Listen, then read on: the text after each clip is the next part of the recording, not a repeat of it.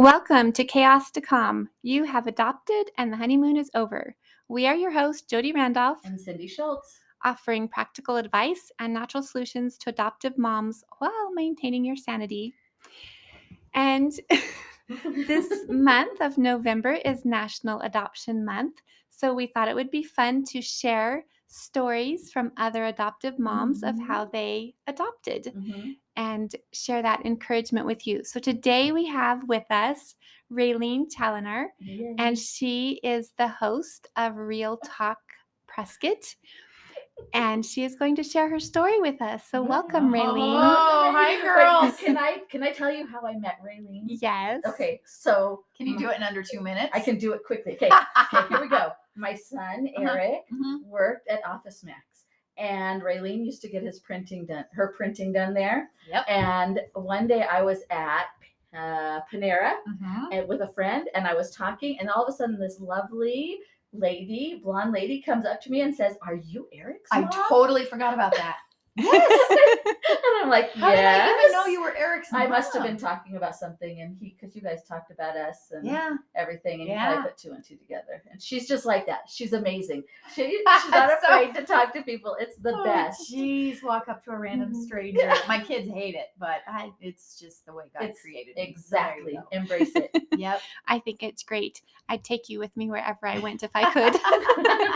And I don't remember how we met. Well, I remember how we met. Yes, I do. Because I was thinking about this story on the way here, because it's really kind of involved in our adoption story. We moved here 6 years ago, and I had to get established with a pediatrician. Oh, yes. Okay. So Dr. Klein, little shout out for her over at Cornerstone Pediatrics. I had to get my son just kind of, when you've got a child with special needs, there's a lot more than just a normal well check, right? So I needed all the things. And so she kind of walked me through what we had available in town and this and that. And I mean, this is unheard of. This is, if anyone out there has heard of this before, I will be shocked, and I owe you $5 because this is unheard of. A doctor says to me, "You need to meet this other woman. She has children with similar needs, but she has done amazing things in her family with essential oils." And I'm like, "I'm sorry, did you say essential oils? Because you're a medical doctor. Are you not supposed to get out your little tablet and write all the medications that my son needs?" And she's like, "I just think you guys need to meet." And so she actually gave me your information. Yes. This doctor gave me your phone number. She has my permission to do that. Well, that's what she said, because I was a little like, hey, wait a minute. A HIPAA there. What's going on here in a little town, Arizona? And then somehow I think I must have called you because then I showed up at the church you were attending at the time. Oh, and that's right. Yes. Yes. And we met, and I smelled you, and you smelled lovely. Oh, thank you. Yes. Like essential oils. I don't even think about that. And I was like, yep. And then that was it. Yeah. And then been God friends knew ever since. I needed you in my life because, wow. Well, we'll get into all that. It's all good. Yes. Yeah. But that's how we met. I remember now. I was racking my brain trying to figure it out. How did we meet? Well, I can't remember. But So tell us about your story. Tell us where God put you to that made you want to. Well, happy adoption month. Yes. Cheers to that. So yes, the adoption journey for us. Initially, Andy and I, that's my hubby, wanted to just foster. And the way we came into fostering is a whole nother story. It's a little crazy. And definitely a God story. But so we had some fostering experience, but never planned on adopting. We had been married 15 years and no kids of our own. And between us three girls and all your listeners, I did not want kids. I don't know, the microphone picked that up. Because my children probably listen to this because I listen in the car. And I don't want them to think that I didn't want them, but my life was pretty great. Yes. dual income, no kids. And like my Yeah. littlest one says, she doesn't want kids because they're a lot of work. They're They are. Let me amen. tell She you. knows what she's talking We only about. wanted two. Yeah, 8 later. Yeah, Plus 8 more 2, right? later. Exactly. So yeah, I really enjoyed the fostering. I think in the adoption world, we talk about reactive attachment disorder a lot. So all those attachment things. I now know I have some attachment disorder, but what the enemy means for bad, God also can use for good, right? Right. And so in the case of fostering, it was a good thing because I could love on these kiddos really hard and then detach. And a lot of people can't do that. Right. It's heartbreaking. It's wrenching. It's you're taking a piece of me. You're taking that kid out from my life. And I was like, bye. Next. For me, and really I feel like that was a gift from the Lord that we were able to just kind of keep that revolving door and love really hard. Love it was really fun. All the cute baby stuff and the Target runs, from all the cute clothes and then they went to where they were supposed to go. Right. And life was pretty good. And then enter Lennox. And then God says something else. Well, because the whole way through that journey of fostering, the Lord was really starting to convict me about my life of convenience. We had come from the world of being missionaries, but it was still a very convenient world of being missionaries. I did not have to sacrifice. I was willing. I kept telling the Lord, you made me with this frizzy curly hair to go to the depths of Africa. Yeah. Like I can handle no hair dryer. I am that girl. But don't make me stay in suburbia. Don't make me stay in the States. And God was like, oh, you're going to talk to me like that? Right. All right. So we come from a very convenient way of being missionaries to now also a very convenient way of living our life, but air quotes, sacrificing, and bringing these strangers into our home and look at us, aren't we good people? Oh, you're an angel. We're just everyone. I could never do what you could do. And I'm thinking, that's right, because I'm so special. You couldn't. And, and it kind of gives you this, even if it's at the back of your head, when you really finally get silent and quiet, you're like, I am a little special. In a different way. People are paying me to do this. Right. I'm a little special. And the Lord was like, we need to dig a little deeper about that, daughter. Let's talk about, how you're really hiding from what your deepest fear is.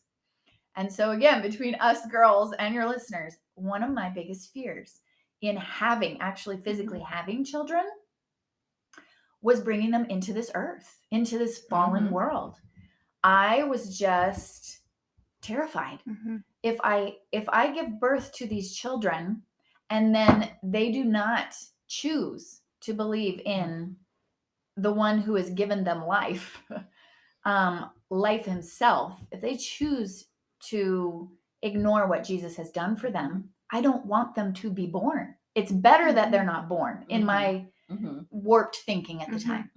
And so I felt like I was escaping that.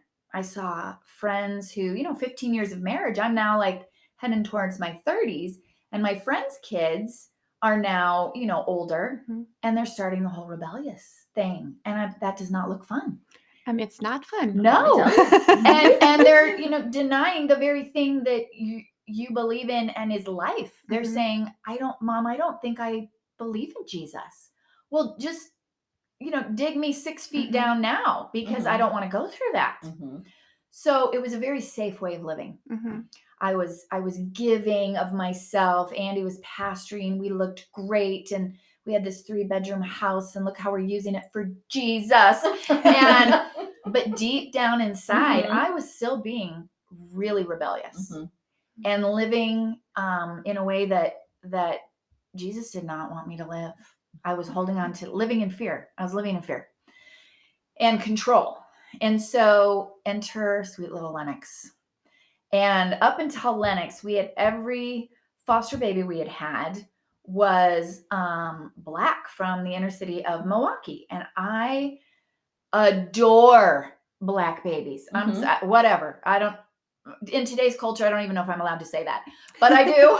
It's out there. I don't know. They're beautiful. Oh, I don't know what it is. So, I get this call like we do, and there's this baby. He's 5 months old and his name is Lennox. Well, that just sounded like another like African-American name to me. Mhm. And I opened the door and the social worker standing there with this, I mean, translucent white baby. And the first thing I said was, he's white. And the social worker goes, well, is that okay? I'm like, well, I guess so. You know. And anyway, here he comes. And he had been left in a car seat for 5 months, not being intentionally abused. He had been sent to an aunt directly from the hospital. And the aunt was 24, had 5 kids of her own. Oh, wow. Teeny tiny little people, and totally overwhelmed, was not expecting to take him home. Mhm. She was just going to visit her sister, and came home with this baby. And so because it was kinship and because Milwaukee is just overworked and underpaid, Mhm. they really didn't do the checks, you know. Right. They were like, he's with family, he's fine. Stayed in a car seat. She would take him out to change him, but other than that, that was it. That was his little home. Oh. And so he was just a hot mess. Yeah. There was no muscle tone. He didn't attach to us, wouldn't really look you in the face. He would scream. You know how babies kind of give you a warning, Mhm. like, Right. Mhm. No, because nobody ever Mhm. would attend to him unless he Mhm. just went to, Right. you know, Halloween 13 Yeah. kind of scream. Yeah. And it was miserable. And I did not attach to this kiddo because I remember calling Andy, he was a pastor at the time. He was in his staff meeting. Lennox was screaming his head off. And I called Andy and I said, if you don't come home right now, I am setting this child out in the snow and I'm shutting the door and I'm leaving him there. And I hear him say to, you know, the staff, I'm going to run home and I'll be right back. He never went back that day. And so the thought of adoption, all of that to say, is to lay the groundwork for sharing with you and your listeners that that was not on my heart. Mhm. You know, life was good. This little guy that I knew was probably going to go to adoption wasn't on my radar. I was just going to love on him. I was going to really work with him, get him the therapies and the things that he needed, and then send him, you know, to a good home. Mhm. When that time came, by then we had done all the hard work. The Lord was already had just kind of raked up that hard ground in my heart and started planting these seeds of what if. Let's just start dreaming a little bit, daughter. What if we gave up some of those trips that you get to take because you don't have kids? What if, you know, you start just trusting me for this little precious person? And so I was starting to do that simultaneously. I remember the licensing worker, Diane, who I pray for and love to this day. She just was one of those, been with the, you know, company for 18 years and hardcore smoker, had that gravelly voice that I just loved. Ralene, you know, think about maybe keeping this kid. I think he'd do great here. And I was like, Diane, he's got so many needs. And really, don't you think that some couple out there would love to have this child? And she came back and said, well, we tried. There's nobody else. His needs are so unknown that nobody will take him. Now, I think she lied to me. I think she really honestly just wanted us to keep him. Maybe it was a paperwork thing. I don't know. But I, to this day, really do think that she lied. But I'm so glad that she did, if she did, because by that time the Lord had done all the hard work. And both my husband and I were on the same page, and we absolutely no question in our minds that he is supposed to be with us. Right. Yeah. And then the process went really quickly because he had several siblings that had already been adopted. And so we knew that this was going to go fast, and it did. And then, you know, when you have one, well, who am I talking to? Both of you. When you have one, you might as well have another one, right? You need to have Just keep 'em two. coming. Yeah. Right. So then, you know, Sophia came right after Lennox. We were in the process of adopting him, and we got a phone call and said, you know, would you consider, there's a baby being born on Friday. I think this was Wednesday night. Would you consider, you know, opening your home to her? First, of course, foster. But, you know, the licensee worker always knows the behind the Right. scenes, and kind of to the side, she whispered, probably going to go to adoption. Would you guys be willing? And I mean, absolutely. You know, Mhm. she was 3 days old when she came to us, and then adopted her at about 18 months. Mhm. And, you know, sometimes those fears are still there of Right. like, hey, we all have a choice. Are we going to Mhm. choose to believe in what Jesus did for us, or are we not? Right. Mhm. And still sometimes that grips me, just the kind of the state of the world, kind of, I can get trapped in some of those fears of like, what is their future going to be? Mhm. But that is even if we don't have children in our life, Right. you know, It's what is still my there. future going to be, or the Exactly. future of my parents, or the people that we love. And so ultimately it comes down to, do I trust him? Right. Do I trust him? Whether I am, you know, going to deepest, darkest, wherever, or crossing the road. Mhm. We just don't know. We have today. Right. We're guaranteed today. And praying through those fears so that he can help us work through them. Right. Mhm. And then look at what he does. Look at how he builds the community around us. Exactly. Bringing us here, finding you girls and our adoption community here is really very special. A lot of us, because of adoption and all the things that go with that, we don't necessarily have the time to get together like we would. What? Which is So why true. podcasts Yes. like this, Yes. you know, and things that are easily accessible makes us feel not so alone. Right. You know, your coaching, Jody, that people have time for that. Right. I don't have to leave my house. Don't have to leave your house. I don't and have to it's get a sitter. one-on-one, and You know, Cindy, how Yes. hard it is. Like you were just saying, you had another kiddo that needed you, but it meant going all the way across to the East Coast. Well, who's going to take my kids that are at home now? right. Exactly. And we just have this incredible, God just does it. He goes, you're taking care of my kiddos that I love, the orphans. So I'm gonna work that out for you. Right. I'm And he gonna work it does out. in many ways every single day. He Yeah. works out It what we was- need. It was that on that trip that I took. It was really sweet to talk to the kiddo I went across country for, Yeah. and they were very apologetic. You shouldn't be here. You shouldn't have to do Right, it's a this. shame. And I said, you know what? This isn't all about you. I said, there's something in here. God doesn't work just on one Nope, person. it's never just our I story. said, there's things in this for me. There's things in this for The Emily. doctors that There's you- things yes. exactly. There's things in this for dad at home and the Mhm. kids and everybody that's helping. This is not just about you. Right. Nope. And I never think is. sometimes we get so wrapped up in what's going on, even as moms, that we forget that little bit. Yes, Right. yes. And every our sin- story is not only affecting us, but it's affecting other people around us and what they can learn from it as well. Exactly. Yep. Exactly. It is really cool to see when you get to see what God is doing in other people's hearts, Right. because of just you living your life. You know, it's not necessary. We don't stand out on the street corner telling everybody, you know, I love Jesus. You know, we Just walk the living our walk life. and we talk the Yes. talk and we live in the mess and we love each other and we Right. forgive each other. And Right. that's just it. So, Ralene, we love to talk about oils here. Yes, do you we have do. a favorite oil that you would like to share, and why? Yes. Can I give a little backstory for maybe some of your listeners who may have been, I don't want to call myself a non-believer in the essential oil, a hesitant, Skeptic. Skeptical? not even skeptic. I knew, Hesitant. I saw the benefits, but I like to eat and I like to pay my bills. And so I also saw the price tag on some of the, on some of the ones quality. that work. Yes. And so I will say this, that Jody, for your listeners, for you specifically, you did the hard work of staying very patient with me.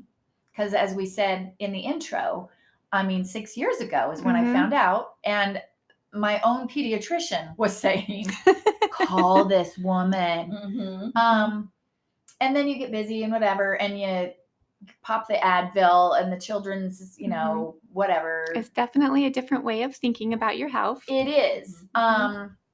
Because we live in an instant society. And if I pop the Advil versus rolling on the lavender per se, in my mind, I feel like I'm going to get instant gratification, instant relief, instant whatever with that. Right. Until now, my journey was a little bit longer because of just several things in my life, financially, and then, just busy, But you gave me a little kit. I don't know if you remember this. I do remember that. A little kit with the cutest, tiny little vials of little. I didn't even know they made them. They're like 2 inches, little roller balls. Who I've kept them because they're just adorable. I don't know what I'm going to do with them. They're empty, but I'm not gonna. They're so cute. And you just kind of walked me through. Okay, this is what you do. This is what I think you need. And there would be times where I'd be at like Sprouts or something, and I would just get, to me, what felt expensive. A little $20 bottle of whatever. And I would use it and I would see some results.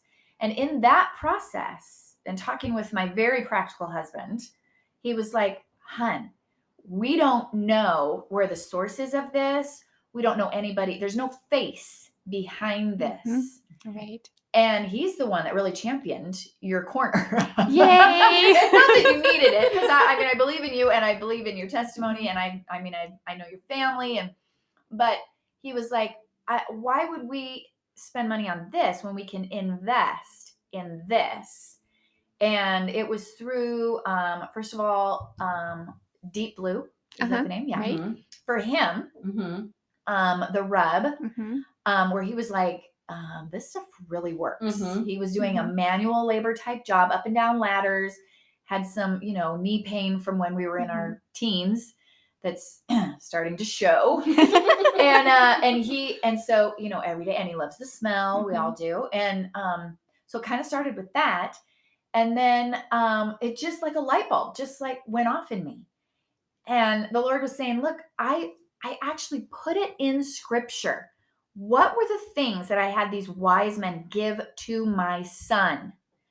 And I was like, oh, gold, frankincense, myrrh, frankincense. That just kept sticking in my head. And I had a little like lipoma on my back. It's like a little, just a fatty, it's not a tumor. It's like a fatty bump. And so I went to the dermatologist and she's like, that's going to be $300 and something bucks because we don't have insurance and da, da, da, da. And I was like, frankincense, just kept going in my, I didn't even know what frankincense did. And I'm going to stop you. Just okay. Be careful and be compliant. In case the FDA is listening. Oh, okay. In case the FDA is, yes. I'm being careful and compliant. Started putting a little of that on me and it went away. Can I say that? Am I allowed to say that? I think so. Okay. It's her experience. But we'll see. Yeah, right. It's your experience. Welcome to America. That is my experience.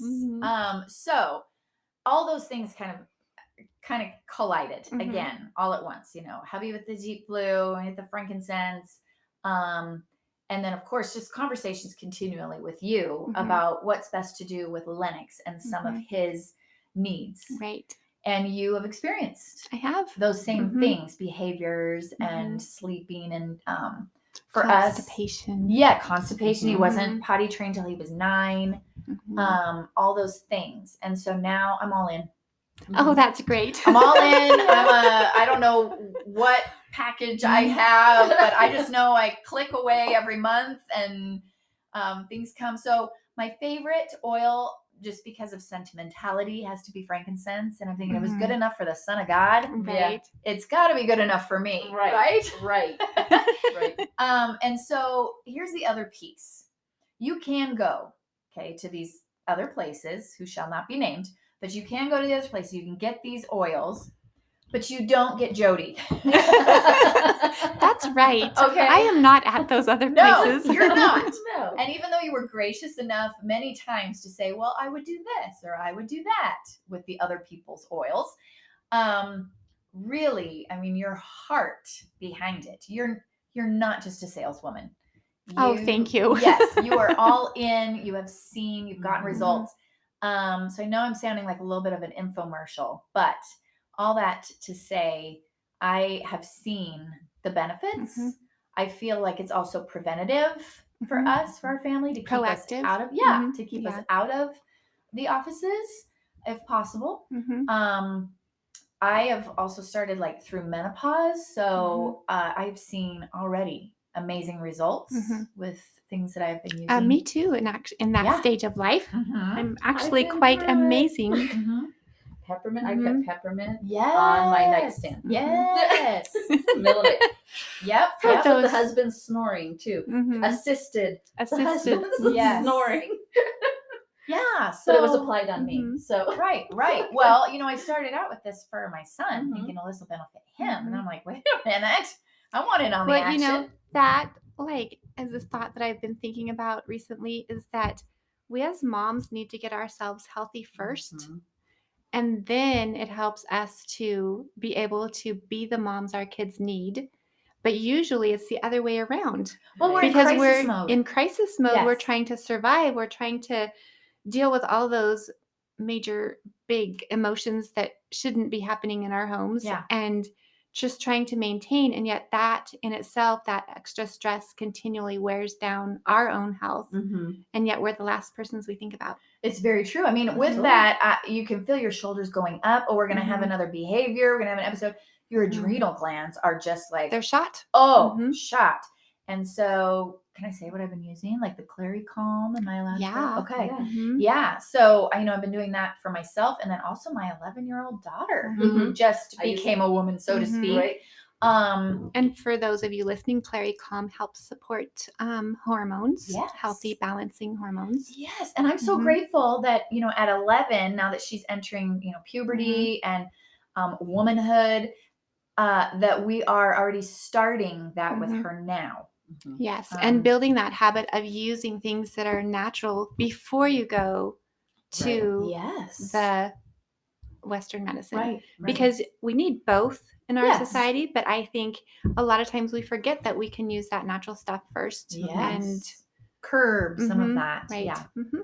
Yeah. So, what is your favorite Bible verse through all this adoption stuff? Well, this is like a little reminder. I keep this a lot of places.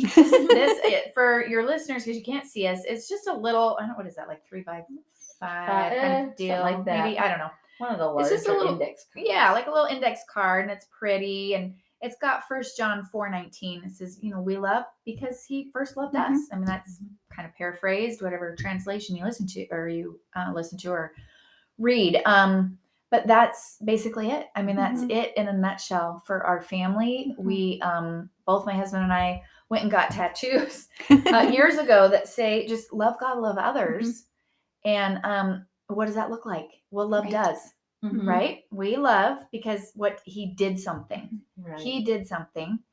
And love is an action. How many of us have heard, I love you, but we question it Mhm. because of the actions behind it. Right. right. Mhm. Even with my kids, sometimes I'm Oh, like, I'm like, let me tell I you. don't think you love me Yeah, today. I'm You are like, yelling at me. please stop saying that because I Mhm. need to see it. Can you Mhm. show it to me? Mhm. How do you think you can show me love? Right. Mhm. I mean, deep down, I know you love me, but today, can you show me Mhm. how? Right. By please just doing what I'm Mhm. asking you to do. Yeah.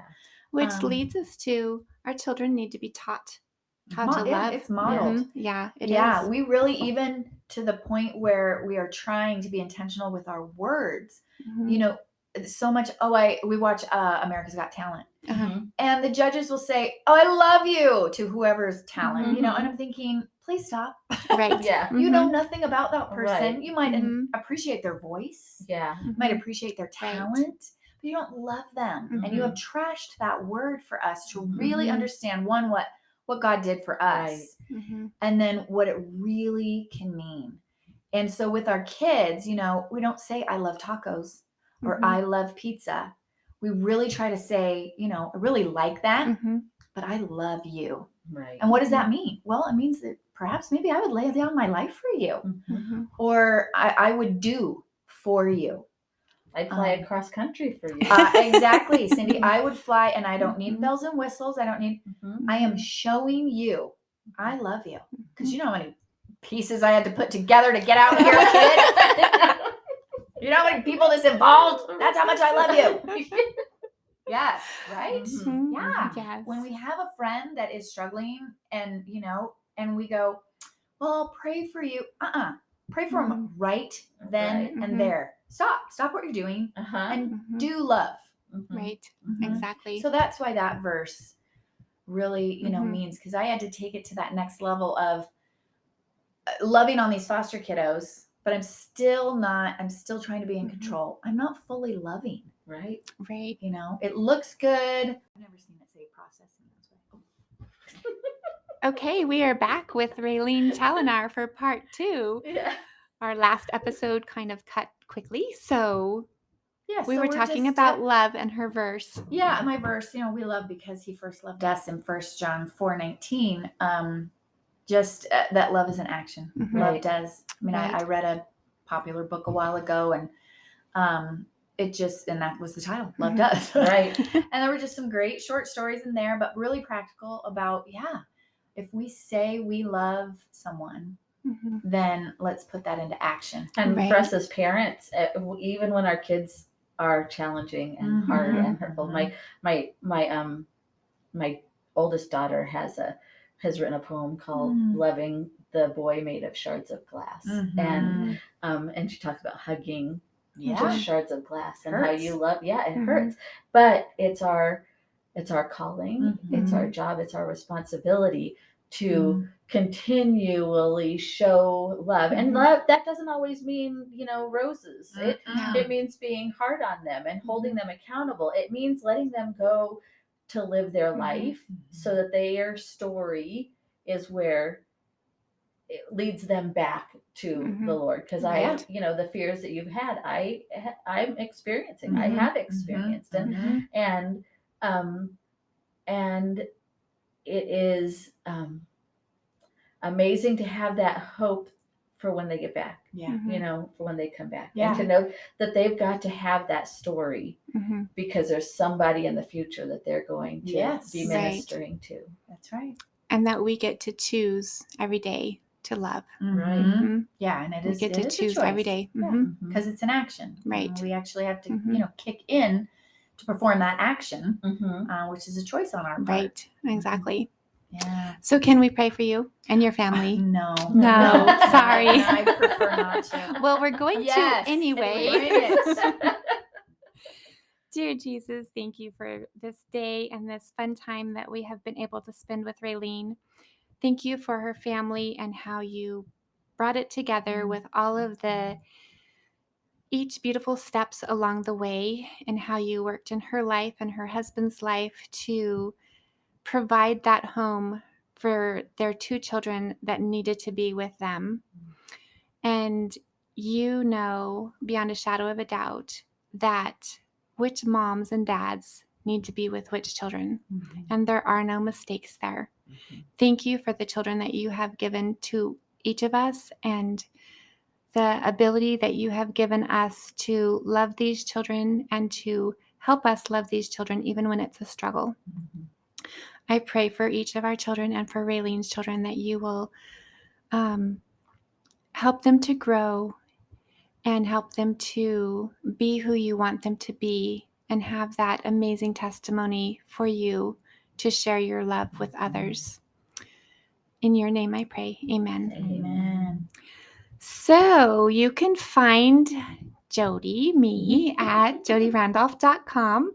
And if you need extra adoptive mom support, you can check out jodyrandolph.com/chaos-2-calm for adoptive mom support. And you can find Cindy at nevereasyalwaysgood.com. Real life with Down syndrome, and I don't think I've changed it yet. It's so much more than Down syndrome. Yes, it is. And Ralene, where can they find you? Oh, you can just Google Real Talk Prescott. You'll find me out there. Yeah. Ralene has her own radio show all about foster care and adoption.